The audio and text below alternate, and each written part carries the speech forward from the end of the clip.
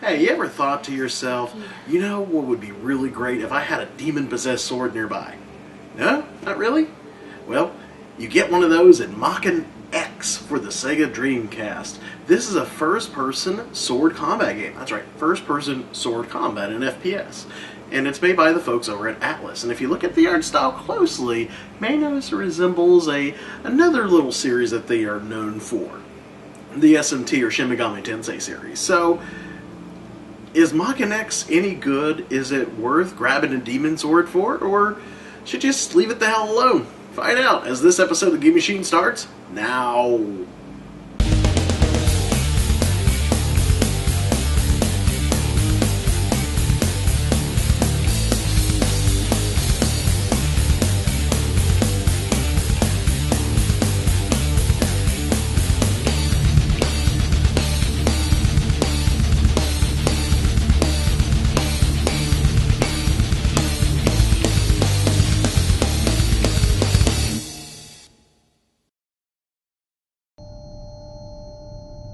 We haven't given it identification yet. Any ideas for a name?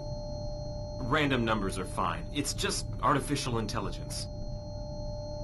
It still has life like we do. There's really no difference. Fine. Then why don't we let it decide? We'll let Maken decide. Before we get into the part of the review where we talk about the story, let's name our character. Let's see here. Oh, I know one that any good Shin Megami Tensei fan would really appreciate. Aha, there we go. Perfect. So, let's get started with the story. The story starts out with an underground lab where all kinds of experiments happen, and they're going to do a thing here. And like all good experiments, I'm sure nothing could go wrong at all whatsoever. Welcome, punch! Well, crap.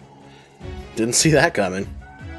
So it looks like a communist from hell kills a guy, steals your dad, who wears a sweet-ass eye patch, by the way.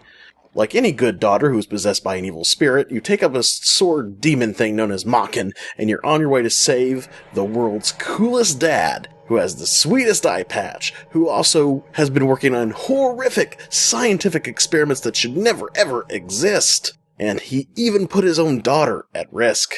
You know, being a parent's tough nowadays. Ain't easy. You will go all over the world and possess different bodies through the ability of brainjacking. Kind of like that thing they do with the Matrix, except you don't need a 56K modem attached to your head. There are many paths you can choose from in the game, and multiple routes you can take. But more onto that part when we get into the gameplay section. And some of the story is pretty cheesy. I mean, it's not that great. It's pretty bad and cheesy at the same time. You might get a laugh at how bad some of it is. So what goes with a bad story all covered with cheese? How about really terrible and awkward voice acting? Maken X features it. As a matter of fact, the subtitles don't even always match the spoken dialogue. Well, it's not that simple. You see, Kay's and Maken's minds coexist in Maken's artificial brain.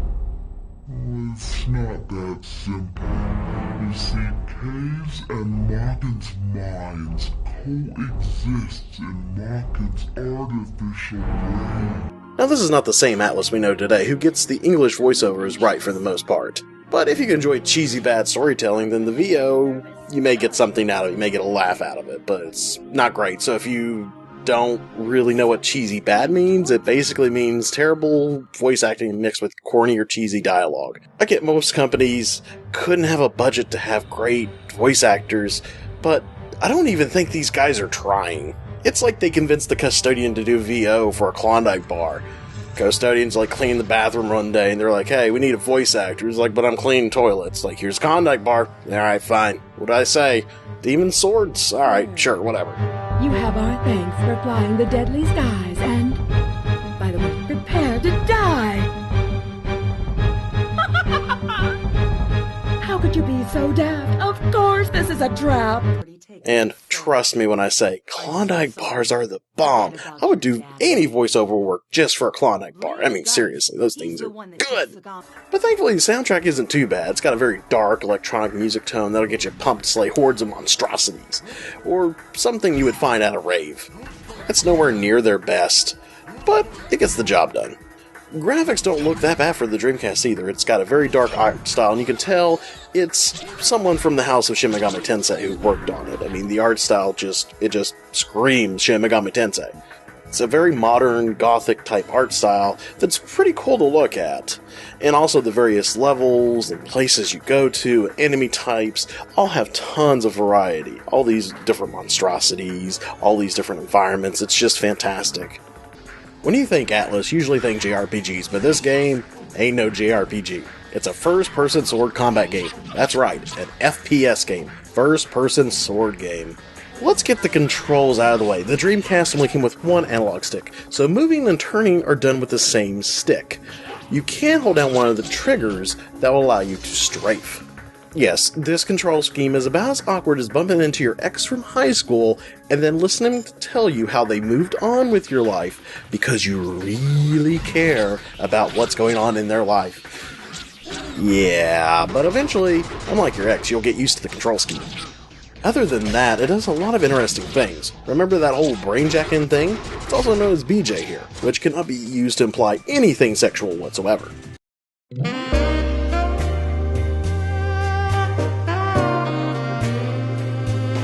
Well, this plays a big role in the game, as you will run into some characters, bad guys, or whoever, and you can take over their bodies. Each person you jack into will have different weapons and stats, like a lady killer with a killer fan blades, or a security guard with a taser stick, or our demon Kami friend who looks happy to see somebody. Well, at least looking at him, he's going to make some very lucky lady happy one day. Mara Jr. indeed. Each have different moves and different play styles, and all play differently. Also, when you're learning to jump and attack from behind, and when to block is very key here. There's also some light puzzle sections, which could have been done without this one section where I had to get these enemies to follow me, and fall in these holes so they could activate these blocks, but half the time I couldn't get them to follow me, because they would just lose interest because I was too far away, and it was just like, it ain't worth the effort. It's kind of like, you tell a cat to come here, but instead they're too busy staring at you like a complete idiot. Don't act like you don't know what I'm saying, cat. I'm watching you, cat. But overall, Maken X is a unique game, and if you're a fan of Atlas or SMT, you'll definitely find something to like here. It isn't a must-own game for the Dreamcast, though if you get it on the cheap, you'll have an interesting experience. So till next time, game on.